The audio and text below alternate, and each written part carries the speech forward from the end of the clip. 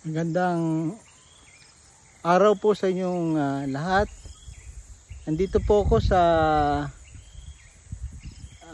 ito po yung namumulaklak na mga dragon fruit ko po. So makikita nyo dito ngayon sa likod ko yung bulaklak ng pula na variety at sa baba niya yung dilaw na variety. So kuminsan nagkakasama yung kombinasyon yellow at saka red, pero maganda po yan at lumalakip na rin po yung ating dilaw na dragon fruit at marami na rin po lang namumulaklak. So ito po ay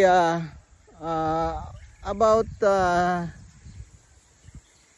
months nung katapusan ng November hanggang April po.